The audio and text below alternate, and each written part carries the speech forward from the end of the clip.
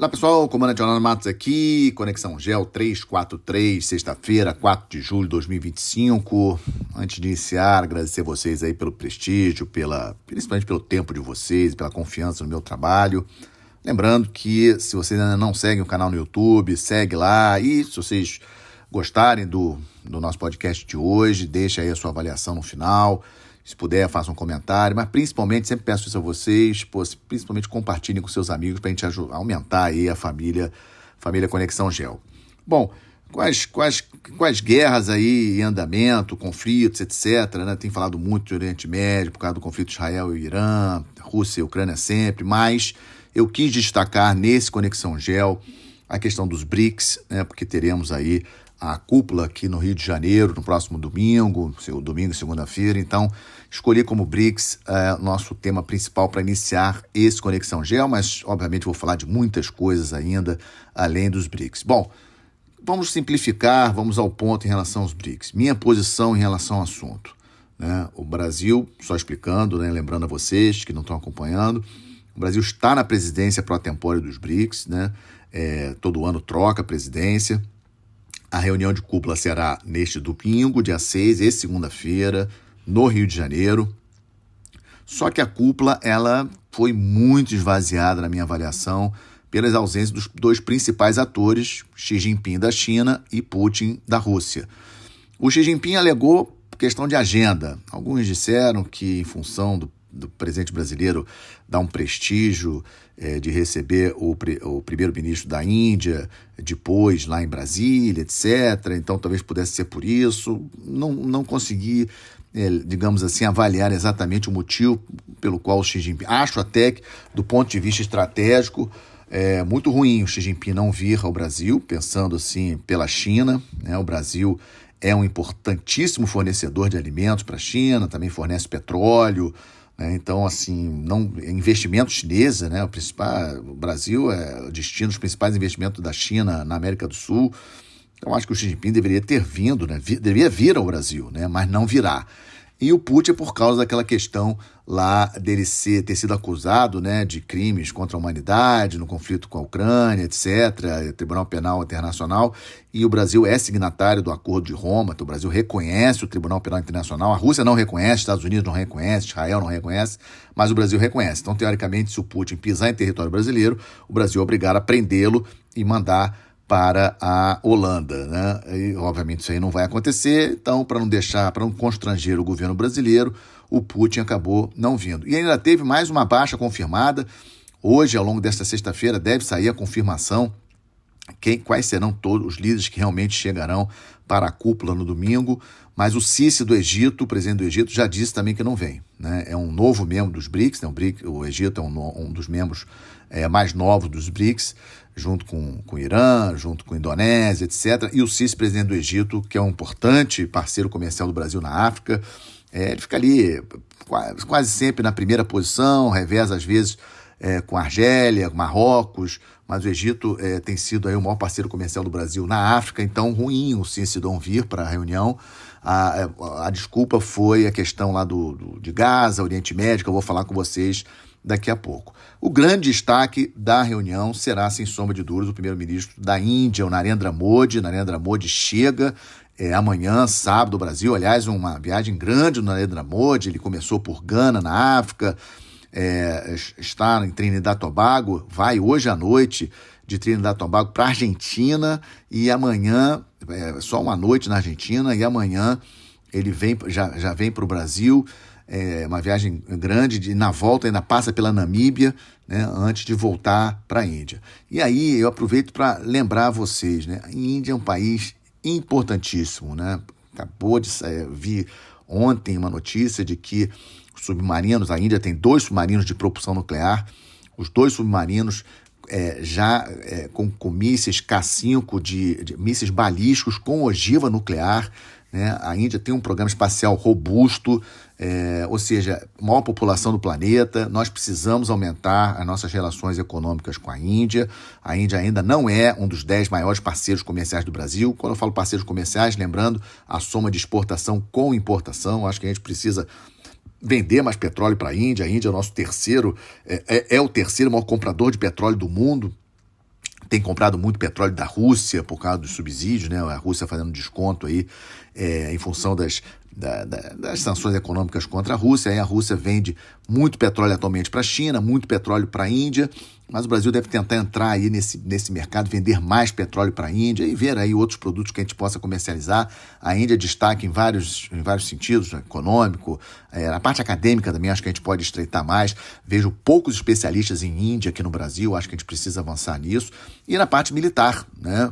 Saiu uma modificação no decreto sobre adjudâncias militares recentemente, acho que já comentei aqui com vocês no Conexão Gel, e nós em breve teremos 3 adjudos militares lá na Índia. Atualmente só temos um de defesa, teremos um adjudo de cada força. Acho isso muito importante. As Forças Armadas indianas são muito fortes, é considerada a 4ª potência militar do planeta, a Índia, e avançando muito, como eu falei, na indústria de defesa, etc. Então, acho isso muito importante. Não temos nenhum problema com a Índia, devemos avançar. Então, da reunião dos BRICS, destaco a expectativa da presença do Narendra Modi, mas em linhas gerais, o BRICS ainda segue como um fórum político. Tem o Banco dos BRICS, tem alguns financiamentos de Banco dos BRICS, tem sempre aquela conversa de moeda única dos BRICS. Não vai sair. Índia com China, tem sérios problemas geopolíticos. A Índia não vai deixar, e aí o Brasil acaba indo um pouco no vácuo da Índia, desse posicionamento da Índia, aí, graças a Deus, aliás, né, esse posicionamento de certa neutralidade estratégica. Não vai ser o BRICS não será uma aliança militar e o BRICS não será um bloco econômico como é, por exemplo, a União Europeia ou o próprio Mercosul. Então, acho que isso aí está resolvido. Um ponto que me preocupa um pouco, o fato do governo brasileiro ter convidado os presidentes do México, Colômbia e Uruguai para acompanharem a reunião de cúpula. E eu falo que me preocupa porque, claramente, o governo brasileiro optou pela linha ideológica e não geopolítica, né? Tanto México, Colômbia e Uruguai, os presidentes dos 3 países são presidentes de partidos de esquerda nesses países. Eu acho, então, essa questão, esse viés ideológico na escolha dos convidados, né, para acompanharem a cúpula, eu não acho positivo. E aí, falando nessa questão, né, também nesse bojo aí dos BRICS, ontem o presidente brasileiro esteve em Buenos Aires para assumir a presidência pro tempore do Mercosul, né? Não sei se vocês viram aí as reportagens sobre isso que saíram na mídia brasileira ontem.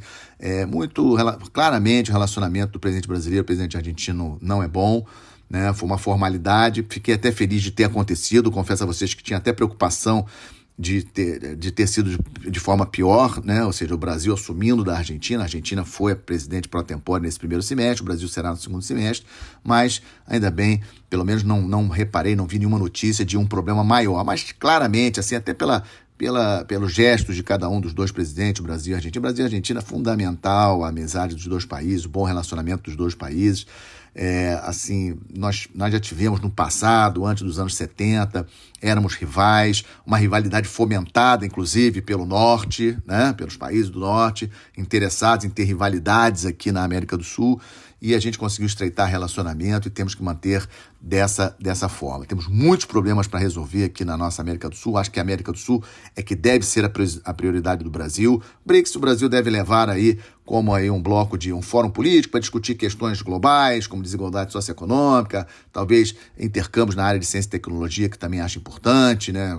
Questões na área de ciência e tecnologia, parte de crimes cibernéticos também é uma questão global. Crime cibernético é uma questão global. Crimes transnacionais, aliás, falando em crimes transnacionais, essa semana saiu um estudo que me preocupou bastante aqui no Brasil especificamente, né, falando sobre organizações criminosas, crime organizado aqui no Brasil cada vez avançando mais. Eu vi uns números, não sei se vocês tiveram a oportunidade de ver, venda irregular, anotei para passar para vocês, venda irregular de combustível no Brasil, 61 bilhões de reais. 61 bilhões de reais só de venda irregular de combustível, bebidas alcoólicas 57 bilhões, ouro 18 bilhões, cigarro 10 bilhões, impressionante, mais do que o tráfico de cocaína aqui no Brasil. Né? Um estudo feito pelo Fórum Brasileiro de Segurança Pública, peguei esses dados e estou trazendo aqui para vocês. Então, acho que o Brasil tem que priorizar a América do Sul, né? A integração regional. BRICS, vamos deixar aí mais por discussões globais, temas globais, e vai ficar por isso mesmo. Vamos para o segundo tema. Hamas, Houthi, Hezbollah, o Israel não deixou de estar em combate. O Israel segue no seu combate contra o Hamas, os ataques na faixa de Gaza prosseguem com muita intensidade, o número de mortos segue alto na minha avaliação, Logicamente que muitos desses mortos são terroristas do Hamas, mas nem todos são, muitos não são, inclusive, né? Então isso a gente precisa dizer, né?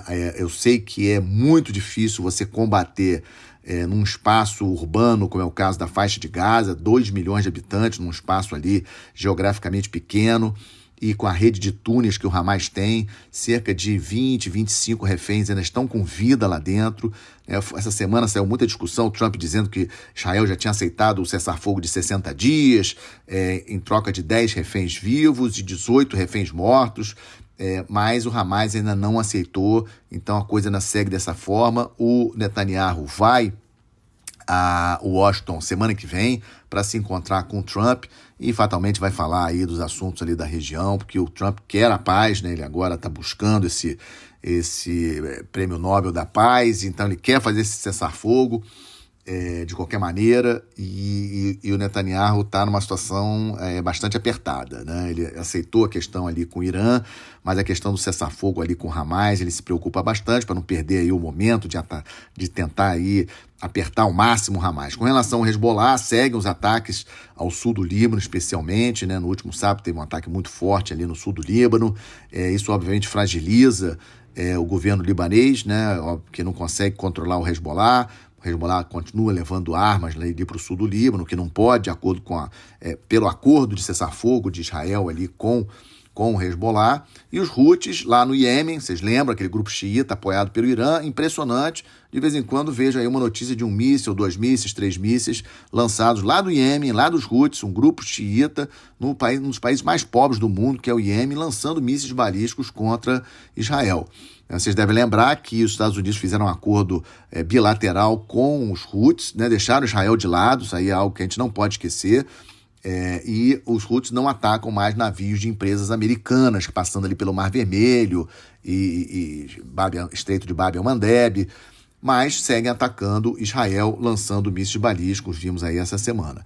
Também estamos acompanhando negociações que os Estados Unidos estão fazendo de bastidores junto com Israel para que Síria e Líbano entre lá naqueles chamados Acordos de Abraão, que foram celebrados no primeiro governo do Trump, que seria o reconhecimento diplomático, né? Síria e Líbano não reconhecem diplomaticamente Israel e, inclusive, em relação à Síria, dentro desse pacote de acordo, Israel sairia das regiões ali do sul da Síria, que Israel ocupou depois de dezembro, né, quando o governo do Assad caiu. Israel invadiu ali algumas regiões ali dentro da Síria. O Israel se compromete a sair dessas regiões, mas parece que dentro desse acordo o que está sendo construído é que a Síria reconheceria as colinas de Golã. Colinas de Golã foram tomadas por Israel na guerra de 1967. A Síria reconheceria formalmente as colinas de Golã como parte do território israelense. Isso seria um golaço para Israel. Sabemos que o novo governo sírio aí está convivendo com sérias dificuldades. O Trump, essa semana, foi ratificado, assinou a ordem executiva cancelando todas as sanções contra a Síria. Isso vai ser bom para a economia da Síria, mas isso aí não é de um dia para o outro, até conseguirem reconstruir o país. Então vejo aí a Síria mais próxima desse acordo com Israel do que o Líbano, porque Israel segue atacando o sul do Líbano, segue atacando o Hezbollah lá. Então não sei se o Líbano vai fechar esse acordo aí com Israel, reconhecendo Israel, relações diplomáticas, etc. Lá no Irã, impressionante, parece que o Irã venceu a guerra contra Israel, né? No sábado passado, um grande funeral, né, celebrando a morte dos generais e dos cientistas, né, que morreram na Guerra dos 12 Dias, que é assim que estão chamando o conflito entre Israel e Irã. E o governo, os jornais iranianos seguem falando, distorcendo a realidade, como se realmente o Irã tivesse sido exitoso nesse conflito. O Rafael Grossi, que é o diretor-geral da Agência Internacional de Energia Atômica, afirmou que o Irã pode reiniciar o enriquecimento de urânio em poucos meses. Isso aí, obviamente, tocou um alerta geral e já estão falando de nova reunião entre Estados Unidos e Irã sobre o programa nuclear, já na próxima semana e dessa vez na Noruega. Então vamos acompanhar. Semana que vem, então, como eu falei, temos Irã, talvez uma reunião de Estados Unidos com o Irã na Noruega para discutir a questão do acordo nuclear, para ver se resolve essa questão do acordo nuclear. O Irã segue dizendo que o seu enriquecimento de urânio é para fins pacíficos, geração de energia, que ele tem direito a isso.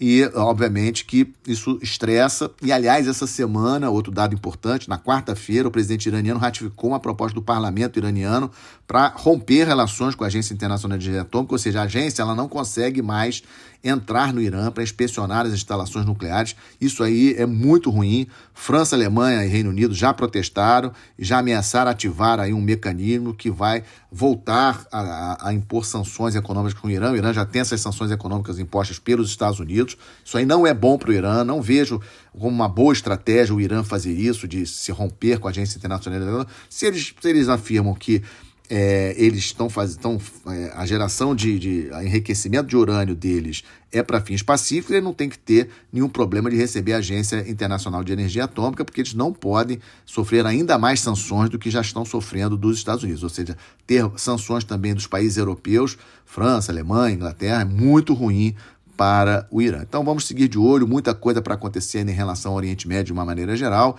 e essa questão Irã e Israel ainda não acabou. Falando estamos de olho, seguimos de olho na guerra lá entre Rússia e Ucrânia.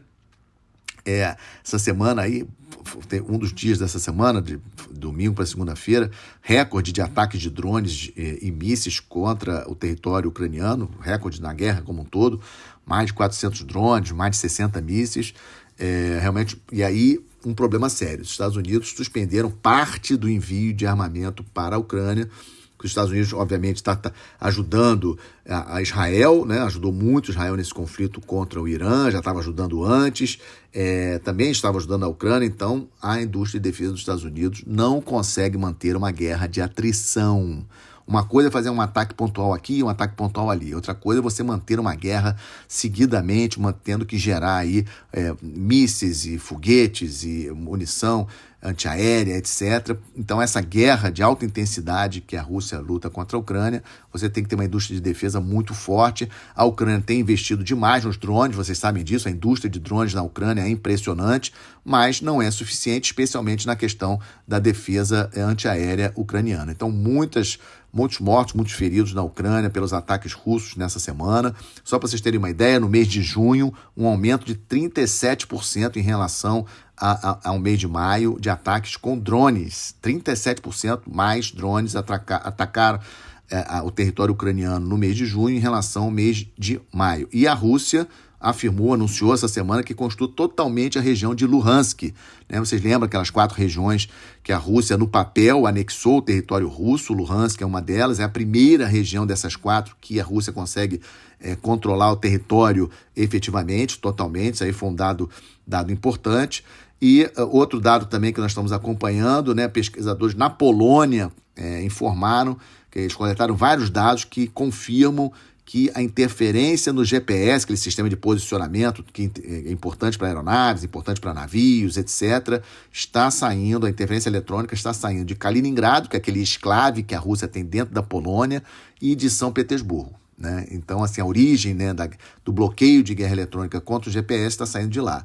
E outra notícia também relacionada com o conflito, países do leste europeu, né, estão anunciando que vão sair do acordo de Ottawa e vão instalar minas terrestres em toda a fronteira com a Rússia e com a Bielorrússia. Muito preocupante, situação aí cada vez mais tensa. E para fechar essa questão de Rússia, mais uma notícia, a Coreia do Norte deve incrementar o número de militares, cerca de 25 mil a 30 mil militares da Coreia do Norte, para auxiliar a Rússia no conflito. Essas informações vieram da inteligência sul-coreana, confirmada pela inteligência da Ucrânia.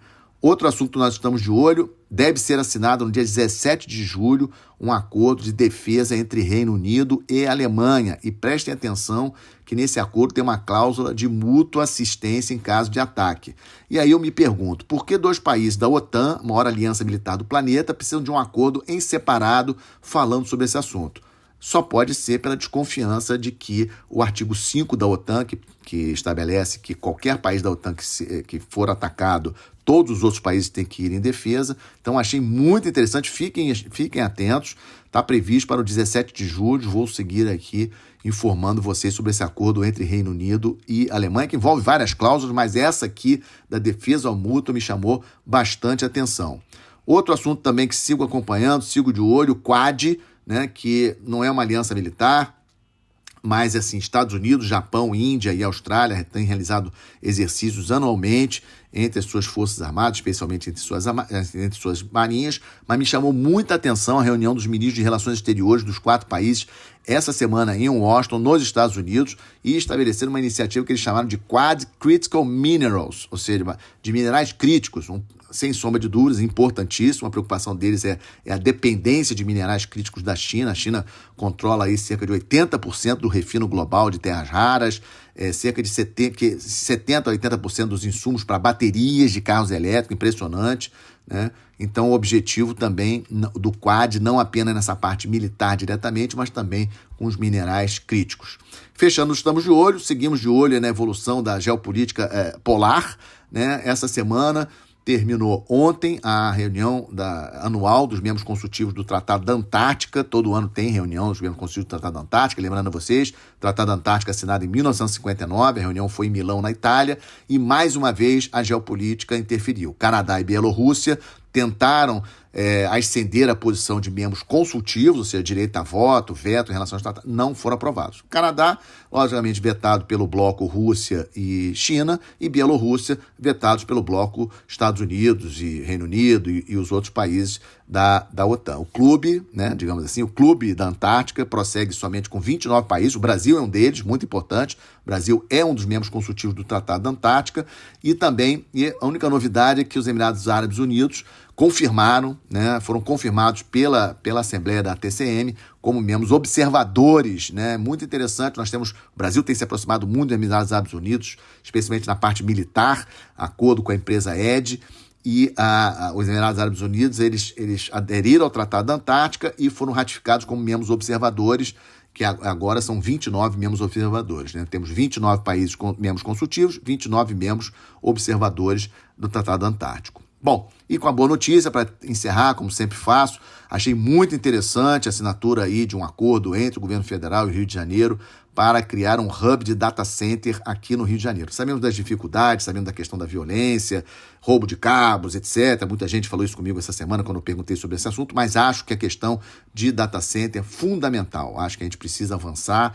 E o nome do projeto é Rio a AI City, ou seja, de inteligência artificial, uma cidade de inteligência artificial, né, querendo se destacar nessa área. Nós precisamos avançar. Eu lembro que essa semana vi aí um dado que impressionante. A OpenAI, a empresa OpenAI americana, tem um projeto no Texas que está avaliado em 60 bilhões de dólares, né? Vai instalar um mega data center de inteligência artificial impressionante. Então nós precisamos avançar nessa questão aqui no Brasil. Por isso que eu achei essa iniciativa da Prefeitura do Rio de Janeiro, junto com o governo federal, BNDES, FINEP, etc., muito importante. Tomara que dê certo, tomara que saia do papel, porque nós precisamos muito avançar nessa questão da inteligência artificial. Com isso, fecho mais esse Conexão Geo 343, agradecendo demais a audiência de vocês, o prestígio que vocês me concedem. Se gostaram, deixem o seu like aí, o seu ok no YouTube, façam seus comentários, mas principalmente, mais uma vez, compartilhem com seus amigos para a gente aumentar essa família Conexão Geo. Muito obrigado, um excelente final de semana, até a próxima sexta-feira.